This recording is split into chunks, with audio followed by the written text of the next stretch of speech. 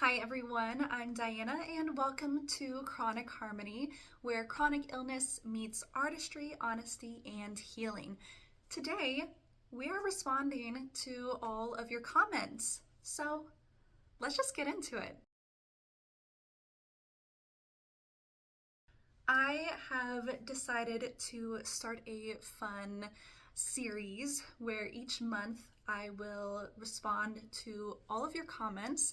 So feel free to leave your comments, questions, concerns, advice that you have on any and all of my videos to help other people and for your comments to be read. So let's get started. Starting off with all of my endometriosis comments. I get a majority of those. This woman says, schedule your pap smears for one of your heavy flow days so your doctor can see the golf ball sized clots and inflammation for themselves. Yeah, if your doctor doesn't believe you, then it's just like, well, here you go. Here's a present for you. I'm sure he or she was not expecting that, and his opinion most likely changed. My body sheds its lining all at once. I said it felt like I couldn't even move, or it would be like the elevator doors in The Shining. My doctors told me I didn't change my pad enough. That day, they learned that I'd go from having no blood to losing 6+ tablespoons of blood all at once and with force.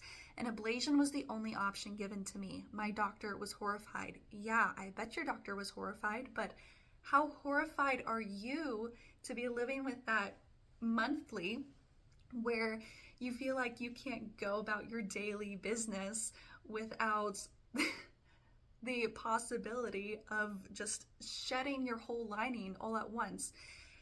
That is, women's bodies are just incredible, and bless you. Bless you.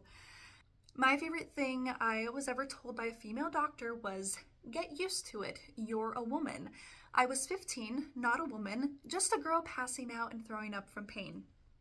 Honey, I totally understand. We will be going through my whole journey, and I totally relate to that comment. I had a doctor refuse to take out my IUD when it was causing pelvic pain because it was too much of a risk with me being overweight. You would think that if something that your doctor put in you with your permission, you think that if it is causing you pain, if you tell your doctor, hey, this thing that you put in me with my permission, it is causing me pain, so please take it out. I don't understand how your doctor can then say, no, it's too much of a risk. I mean, I'm no doctor, so I'm sure there's risk with everything.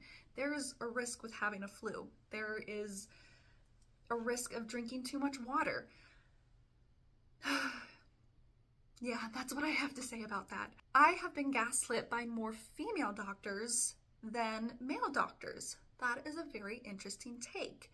I wonder how many of us in our community have dealt with that.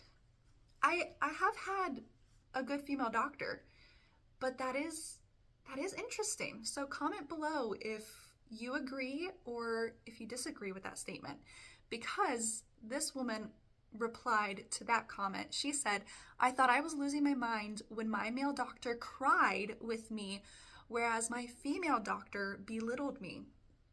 That's so fascinating. Wouldn't you think a woman doctor would be more empathetic to a female having these pains? That's interesting. It wasn't until I was getting pain so bad it would paralyze me that I was taken more seriously. The one female doctor told me I was lying about how heavy my periods were since I wasn't anemic. You don't have to be anemic to have heavy periods. That's absolutely asinine.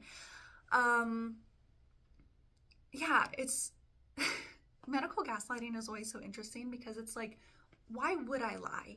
I can understand certain aspects of lying to get certain medication, but if I am going to you saying I am having such hard periods, can we please do a surgery to look to see what's going on, or even hormone therapy or something to fix what is wrong with me? It's not like you're being put onto narcotics or something like that. It's just the medical gaslighting should be a course for future doctors to take of how not to medically gaslight. The next comment from a woman reads, I am 34 years old and growing up, they've always told me my period pain was normal until they ended up finding a huge endometrial cyst last week.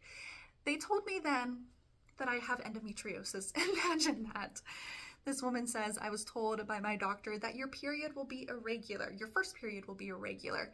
My periods were irregular from age 11 up till my 20s.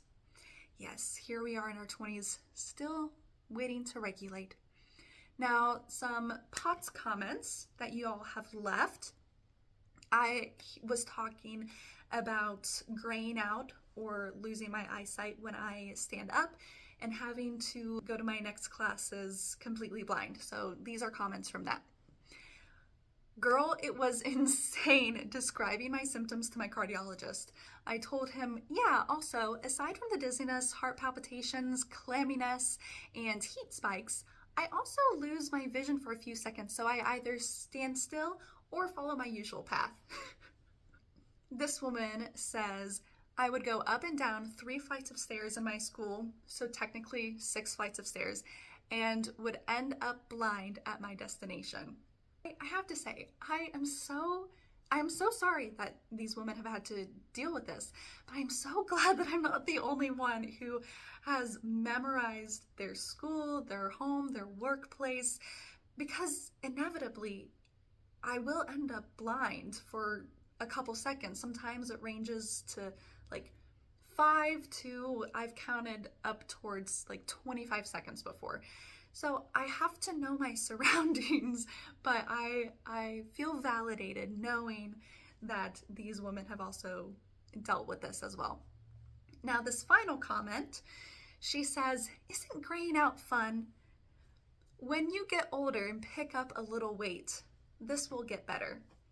So I have something to say about that last sentence. The amount of doctors who have told me that I just need to gain weight. I have a quick metabolism. I also am very active. I have tried to gain weight. My appetite also fluctuates quite a bit with my chronic illnesses that I have. So gaining weight is difficult for me. I feel like right now I'm finally at a very healthy weight where I'm not spiking as much as I used to, definitely. But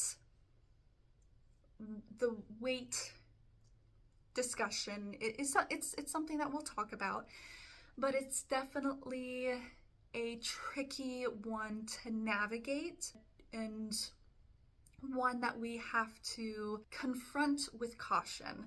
Please let me know what you think about all those comments, what you agree with, what you disagree with, and we will see you in the next video. Thanks, guys. Bye.